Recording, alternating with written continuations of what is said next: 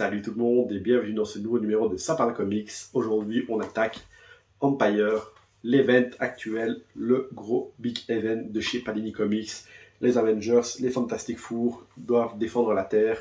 Vous l'aviez vu dans les sorties de la semaine du mois passé, quand le tome 1 est sorti. Vous allez voir le tome 2 prochainement parce qu'il vient d'arriver. Mais ici, on va attaquer vraiment l'event. Est-ce que ça vaut le coup de le lire ? Qu'est-ce que ça raconte déjà? De quoi ça parle? C'est important. Les scénaristes, le dessinateur, c'est toujours cool de savoir aussi. On attaque tout ça ensemble. C'est parti pour qui écrit et qui dessine ça. Alors, Empire. Empire, donc, comme je le disais, c'est le crossover, l'event Avengers Fantastic Four en 4 parties. On a déjà donc, le tome 1 qui est sorti le mois passé, le tome 2 qui vient de sortir maintenant fin avril, et le tome 3 mi-mai, et le tome 4 sortira en juin, pour ensuite laisser la place à la suite. Mais d'abord, parlons Empire. Qu'est-ce que c'est? Par qui c'est dessiné? Donc ce volume-là, le volume 1, ça c'est le collector, qui n'est malheureusement plus disponible. C'est parti, forcément ils sont limités, 909 exemplaires, 999 exemplaires pour nos amis français.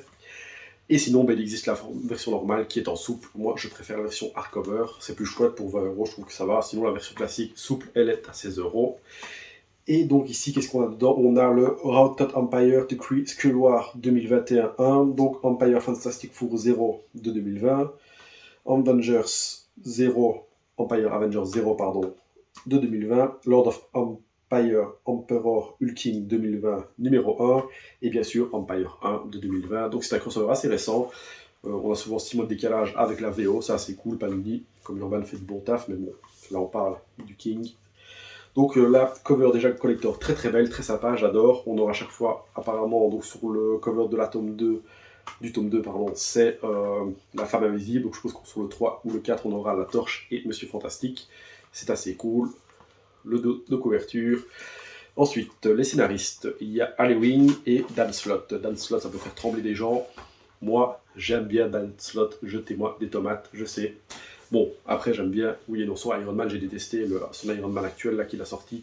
J'ai vraiment pas apprécié, j'ai trouvé ça assez what the fuck. Et sur les Fantastic Four, en fait, le tome 1 j'avais bien aimé, le 2 un peu moins, enfin c'est assez inégal je trouve. Sur Spider-Man, moi j'avais bien aimé Dan Slott. Désolé.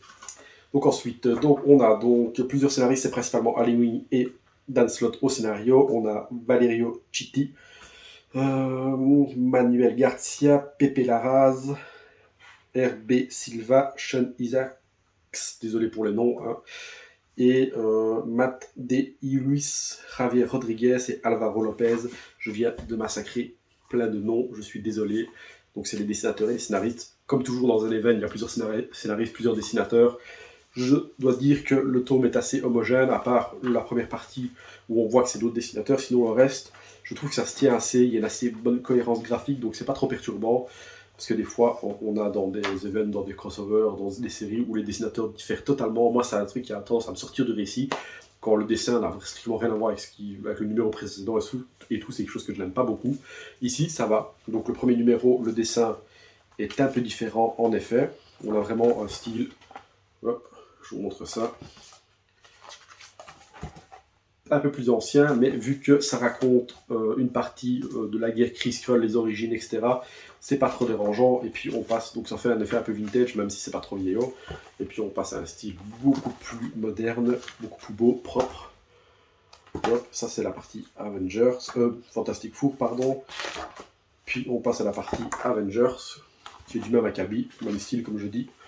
On voit pas vraiment, si on n'est pas connaisseur, entre guillemets, enfin si on n'analyse pas à fond, parce que connaisseur c'est un grand mot, si on n'analyse pas à fond, on n'est pas non plus sorti du récit, on se dit pas oh là là, les dessins sont totalement différents. Donc ça je trouve ça assez cool. Voilà. Donc voilà pour la partie graphique, la partie scénario. Maintenant on va attaquer le scénario. Qu'est-ce que ça raconte? Est-ce que c'est bien ou pas?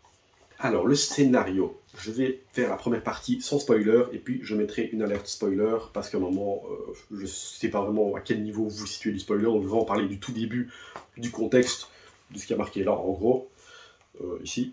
Après, pour aller plus en détail, ceux qui veulent vraiment rien savoir, eh ben, je mettrai une balise spoiler. Après, je ne compte pas révéler toute l'intrigue non plus, vu que j'ai même pas encore lu le 2 à l'heure actuelle. C'est vraiment mon avis sur le tome 1. Et je ne vais pas vous révéler le cliffhanger de fin non plus, parce que le plaisir de le découvrir. Donc voilà. Donc Empire, qu'est-ce que ça raconte? Donc on est sur la guerre Kree-Skrull est finie. Pourquoi, comment?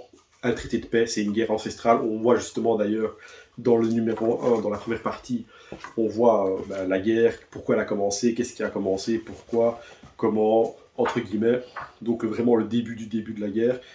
Je trouvais ça assez intéressant, vu que si on n'a pas envie de se taper la guerre qui se colle justement à l'époque, avec les anciens dessins, etc., c'est assez intéressant. Donc on nous révèle qu'il y avait une tierce partie. Vu que je n'ai pas lu tous les vieux récits, je ne sais pas si c'est un ajout ou pas, mais voilà, on nous rajoute les Coati. Donc en fait, le pitch de base, à l'époque, les Skrulls n'étaient pas super méchants, ils voulaient étendre leur empire, mais de manière pacifique, et donc ils sont tombés sur la planète des Cris. En fait, sur la planète des Cris, il y avait les Cris et les Coati. Les Coati qui étaient une planète végétative, qui était un peuple végétatif, pardon, une planète végétative, pacifique. Les Cris, eux, c'était des gros cinglés qui tabassaient tout le monde. Et pour faire partie de leur empire, en fait, les Skrulls leur ont dit, voilà, on va vous mettre sur une planète, une lune, qui s'avère être notre lune, et vous allez faire un tournoi, chacun, pour voir lequel des deux pourra rejoindre l'Empire Skrull. Et en fait, donc, les Coati, eux, ils ont créé un magnifique jardin. Et donc, les Skrulls, ils étaient, waouh, c'est magnifique, ils sont vraiment... ils sont bien, les Coati, ils sont mieux que les autres barbares, là. Mais du coup, les Cris, ils ont un peu eu la haine, ils ont massacré les Coati, et puis ils ont déclaré la guerre à l'Empire Skrull plutôt. Et voilà comment tout a commencé, en gros. Et ensuite, et donc, du jour au lendemain, ça s'arrête. Sauf que, voilà, l'Empire Skrull a un nouvel empereur. Je ne dirai pas encore qui c'est, ce sera pour la deuxième partie. Et donc, ils décident de faire voile plutôt, leur empire. Donc, les Skrulls ensemble décident de partir vers la Terre pour éliminer une menace qui a bien trop longtemps duré. Qui? Les Avengers, les humains, pourquoi, comment? Hashtag suspense. Voilà le plot de base. Maintenant, on va passer à la partie avec spoiler. Attention donc, risque de spoiler imminent, si vous ne voulez pas être spoilé, passez directement à la conclusion. Il y a un minuteur, un timer pour vous éviter ça. Donc voilà, comme je l'ai dit, je ne vais pas vous spoiler le cliffhanger de fin pour le tome 2, ce serait con, mais je risque de balancer des éléments d'intrigue, donc vous êtes prévenus, risque de spoiler. Voilà, donc ensuite, avant de spoiler quand même, juste je reviendrai bien sur le numéro des 4 Fantastiques, pour le moment très sympathique, mais assez anecdotique, dans les éléments de l'histoire qui s'imprègnent là.